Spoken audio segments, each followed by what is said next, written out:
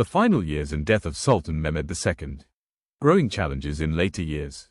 In the final decade of his reign 1471 to 1481, Sultan Mehmed II faced several internal and external pressures. While he had expanded the empire impressively, governing it became increasingly complex. The Janissaries, once fully loyal, began growing in power and influence, occasionally questioning orders. Religious scholars and the ulama sometimes clashed with Mehmed's policies, especially over the canon laws that supplemented Sharia. Minor revolts began to rise in provinces, testing the central authority. Despite all this, Mehmed continued to work tirelessly. He pushed for further expansion into Italy, even planning a full-scale invasion of Rome to liberate the city from papal rule and complete his Islamic version of a Roman Empire. He also dreamed of moving deeper into Hungary and the Crimean Peninsula. But age and stress were catching up with him. The mysterious final campaign. In April 1481, Mehmed set out from Istanbul with a large army.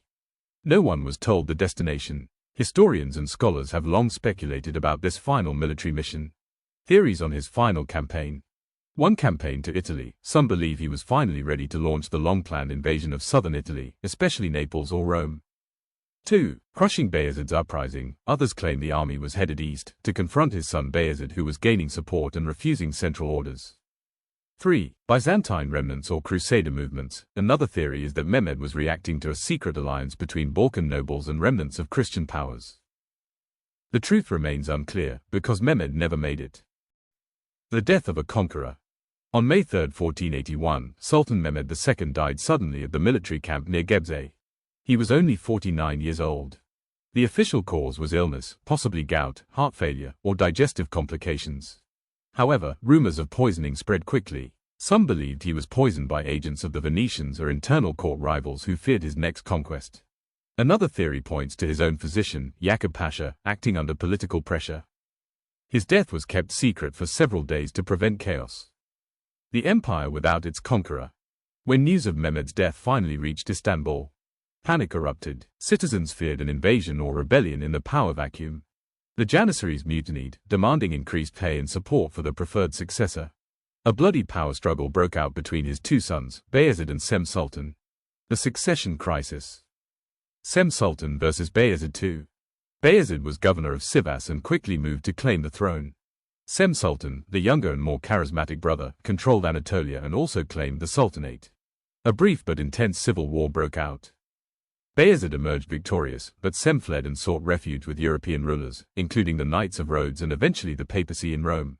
This began a diplomatic chess game that lasted for years. Europe used Sem as leverage against the Ottomans. Sem Sultan's tragedy. Sem remained in exile for over 13 years, never able to return to his homeland. He died in 1495 under mysterious conditions, likely poisoned. His tragic fate became the subject of poems, plays, and romantic legends. The enduring legacy of Mehmed II. A visionary leader. Mehmed II's achievements were not merely military.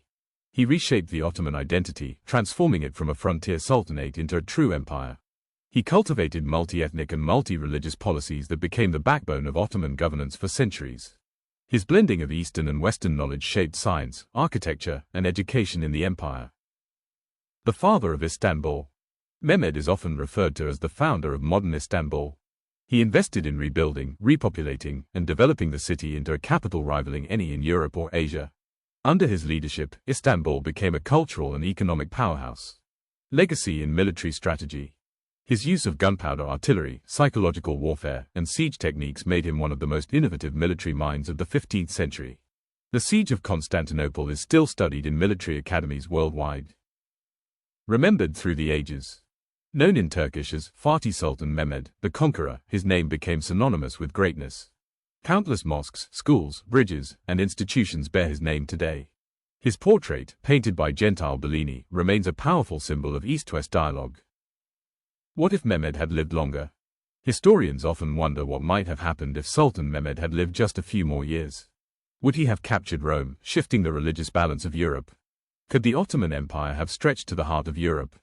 Would the Renaissance and Reformation have taken different forms, influenced by a closer Islamic presence in Western Europe? His early death at 49 leaves many of these questions unanswered. Closing reflection. Sultan Mehmed II was more than a conqueror. He was a visionary builder, a keen strategist, A scholarly sultan who read Aristotle and Plato.